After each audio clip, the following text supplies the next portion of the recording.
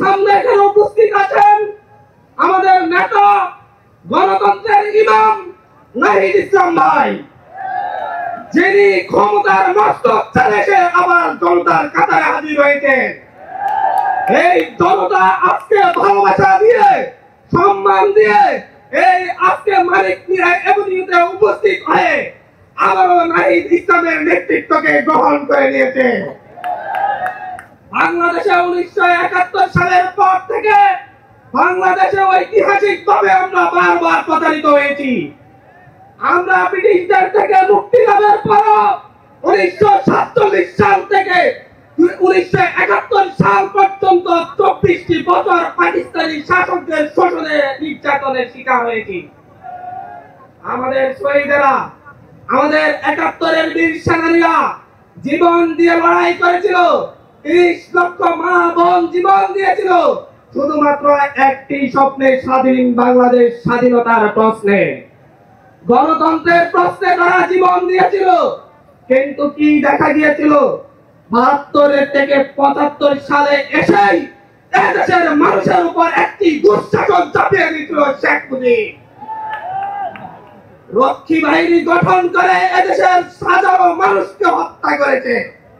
তৎকালীন বিরোধী দলীয় নেতা সিরাজ শিকদারকে হত্যা করে সংসদে দাঁড়িয়ে বলেছিল, কোথায় আজ সিরাজ শিকদার? সেই ধাম্বিক শেখ মুজিবের পরিণতি আমরা দেখেছি। আমরা তার পরবর্তী সময়ে 77 থেকে আমরা তার পরবর্তী সময়ে 6টি বছর মেজর জিয়ার শাসনামল দেখেছি, যেটা বাংলাদেশের মানুষকে একটি পথের দিশা দিয়েছিল। কিন্তু তার পরবর্তী থেকে আবারও বাংলাদেশ পথ হারিয়েছে। স্বৈর শাসন, একদলীয় শাসন এবং প্রতিটি ইলেকশনের আগে রক্তক্ষয়ী সংঘর্ষ এদেশের মানুষকে আবার জিম্মি করে তুলেছিল। বারবার 1990-এর গণঅভ্যুত্থানের পরে গণতন্ত্রের প্রশ্নে যে মীমাংসা হয়েছিল, সেই মীমাংসাকে উপেক্ষা করে প্রতিটি জাতীয় সংসদ নির্বাচনের আগে এদেশের মানুষ এক দল আরেক দলের মুখোমুখি দাঁড়িয়ে সংঘাতে লিপ্ত হতে বাধ্য হয়েছিল। 2007-8 সালের সেনা শাসনের পরে শেখ হাসিনা ভারতের সাথে এবং তৎকালীন মঈনুদ্দিন আহমেদের সাথে চুক্তি করে একটি পাতানো নির্বাচনের মধ্য দিয়ে বাংলাদেশের প্যাসিভারি শাসন ব্যবস্থার ভিত্তিপ্রস্তর নির্মাণ করে।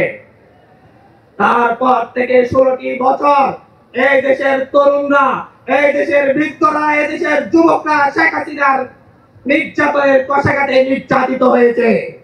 আমরা দেখেছি শেখ হাসিনার হিংসাত্মক মনোভাবের কারণে বেগম জিয়াকে কিভাবে দিনের পর দিন কারাগারে থাকতে হয়েছে।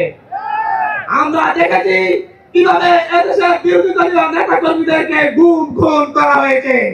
আমরা দেখেছি শুধুমাত্র বিরোধী মত পোষণের কারণে এদেশের মানুষের উপর এমন নির্যাতন চলে আসছে। আর পরবর্তীতে তার এই ধারাবাহিকতায় বাংলাদেশের মানুষ এই মঞ্চে উপবিষ্ট তরুণদের নেতৃত্বকে মেনে নিয়ে শেখ হাসিনার বিরুদ্ধে রাজপথে নেমে একটি সফল গণঅভ্যুত্থান পরিচালনা করে। তার মধ্য দিয়ে শেখ হাসিনা সহ তার দুঃশাসনের সঙ্গীরা এদেশ থেকে পালিয়ে তাদের দাদা বাড়িতে আশ্রয় নিতে বাধ্য হয়।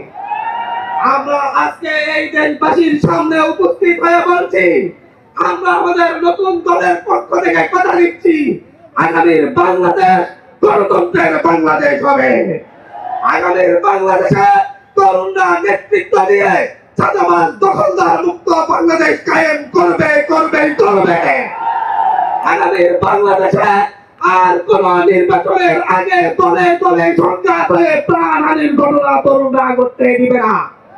আগামীর বাংলাদেশে সকল দলমত নির্বিশেষে একসাথে বসবাস করবে।